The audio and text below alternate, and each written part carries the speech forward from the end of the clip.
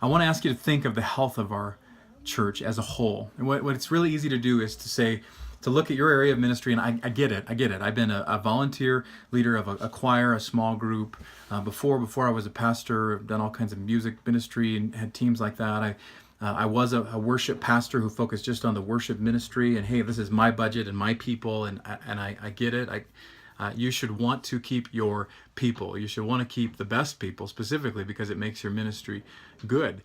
But I want you to, let's not be myopic, but let's think big picture for a minute, okay? I want you to think of the health of our church. Here's the goal I want to propose: to have people serve in no more than 3 areas, with a goal of people serving in 2 to 3 areas.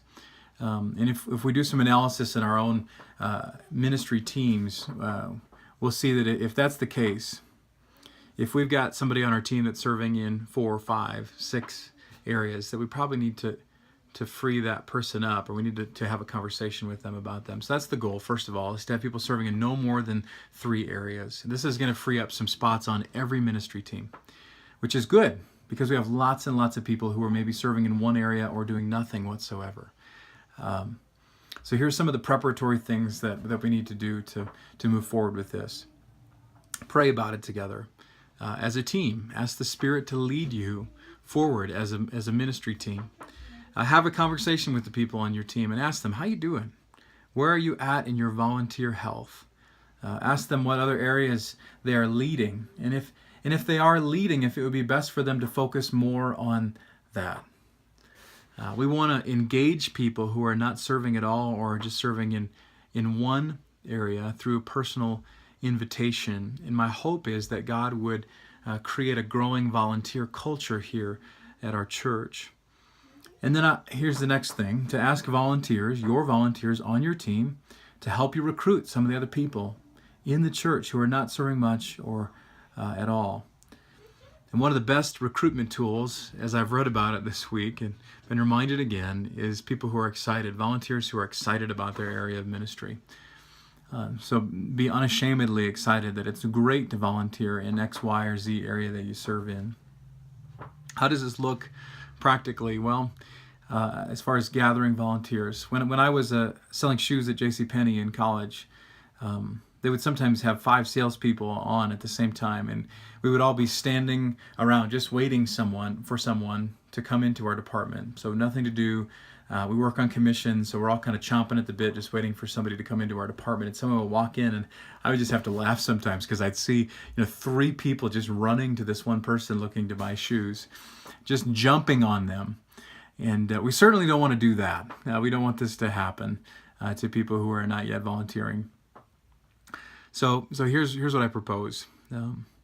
As you do those preparatory things, as you have a conversation with the people on your team, as you pray with the people on your team, as you ask the people on your team to help you in recruiting and gathering volunteers, here are some practical things after that I'd like to propose. There's a list of people that I have in our body who are maybe just serving in one area or not at all. I will work with the assimilation team to do a match of people who are not serving in some area who would be good to invite to your team. And Sandra and her team, we can talk about that together and get that info to you in the next couple of weeks. So that's one thing. The second thing I want to propose is a volunteer spotlight each Sunday. Each Sunday I'd like to have at least 3 minutes, maybe 4, devoted to each area of ministry where people serve. We'll have the leader of that ministry come up during the announcement time and praise their volunteers, including but not limited to loud cheering and maybe some Gatorade being poured. I don't know. I want to encourage each of you as leaders to pick out one person on your team during that time, if it's your Sunday, to share, to talk with you, to encourage them, to brag on them, to say this person's been doing an outstanding job, and to share some practical things of encouragement with them. And then to also share some of the needs of the ministry and how people can get involved and serve in your area of ministry. And then following that volunteer spotlight time, when we go to break, offering the people a chance to talk with you right there in the front by the platform, or after the service is over. So volunteer spotlight on a weekly basis.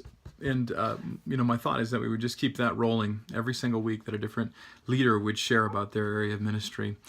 Number 3, if you haven't already, to write up a quick volunteer role description for your area of ministry. So as you begin to engage people in the coming weeks, you can have a volunteer description of what it looks like. What time do I need to be there?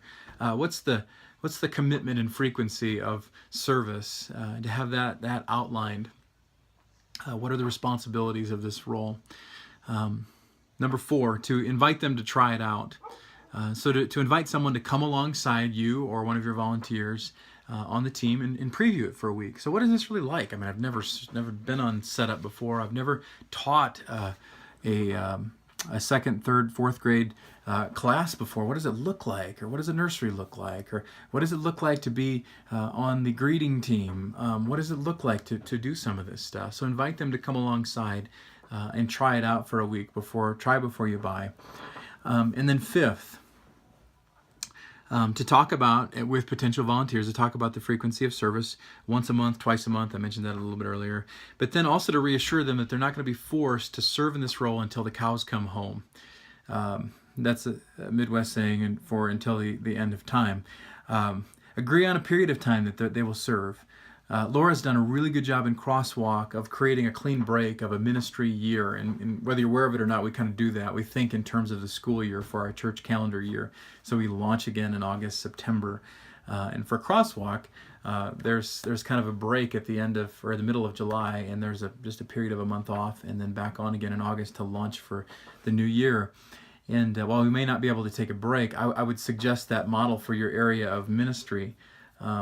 So that your area of ministry kind of tends to follow the church year, and so you can have a re-upping then of people at a certain point in July, August for the next year, so that people know you're not committing to this for 5 years, for 10 years, forever, so that they can feel like there's some finality to this. So I want to encourage you in those 5 ways. So here they are again.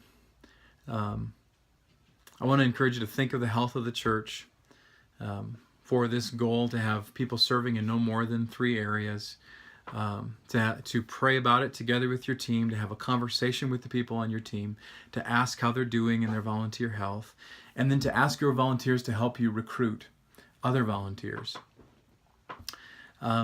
We will be sending a list of people the assimilation team recommends for folks who might have some gifting in those various areas of ministry that you serve in. So some people that you can call, email, talk to. Second, we'll have volunteer spotlight each week on a Sunday morning, where one of you will get up every week and share some areas of your ministry over 3-4 minutes. And then brag on someone, and then share current needs and current opportunities for people to serve, and then be able to talk with people that Sunday about it. I encourage you to write up the role description for your area of ministry. Encourage you to invite them to do a preview to try before they buy. And then lastly, to talk about time frame that they're committed to serving. I can post these notes here along with the video on the city. So I love you guys. I'm so thankful for the chance to minister together with you guys, and I'm so proud of you for all that you've done. I just am so proud that you are servant leaders, and it's not a bad thing. It's an extremely good thing. But in order for us to grow as a church, we need to do a better job at pushing ministry out to our volunteers and engaging more and more and more people in the work of ministry here at the Crossing very actively. And so I want to encourage you with that. We'll be talking more about that over the next few weeks. I love you guys so much and so thankful for you. God bless you.